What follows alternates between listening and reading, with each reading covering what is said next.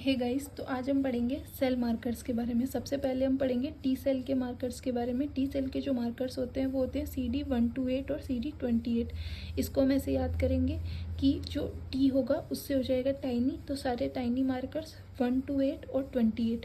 28 को हम ऐसे याद कर सकते हैं कि इसमें 8 आ रहा है और आपको 8 जो है वो कभी और किसी भी मार्कर के अंदर नहीं दिखेगा, ठीक है। उसके बाद पेन टी सेल मार्कर मैंने लिख दिया है CD3, ये आप याद करना चाहो तो आपकी विषय। अब हम पढ़ेंगे बी सेल के मार्कर्स के बारे में। बी सेल के जो मार्कर्स होते हैं वो हम याद करेंगे 10 की सीरीज़ के फॉर्म में। 10, 20 के आसपास का कुछ याद कर लेंगे। 19, 21, 22, 23, फिर उसके बाद 40 और फिर उसके बाद 80 के आसपास का। अब आप इसको ऐसे याद कर सकते हो कि 10 है सिर्फ, उसके बाद 20 के आसपास का है, 40 है सिर्फ और उसके बाद 80 के आसपास का है। उसके बाद पेन बी सेल मार्कर होगा वो होगा CD19। अब हम पढ़ेंगे एन के सेल्स के बारे में। एन के सेल्स को हम ऐसे याद करेंगे कि ये जो है बाहुबली है ये सारी सेल्स की।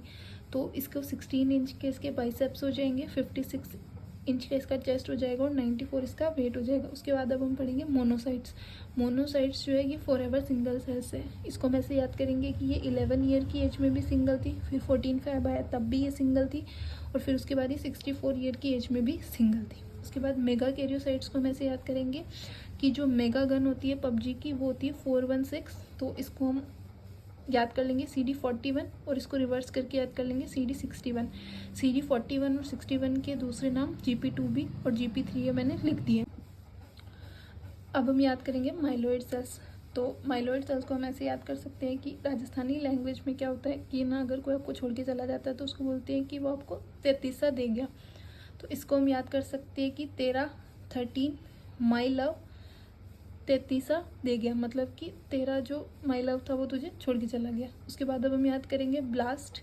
ब्लास्ट के मार्कर्स होते हैं TDT, HLA, DR और CD34। इसको हम ऐसे याद कर सकते हैं कि dear TD have a blast at 34 year.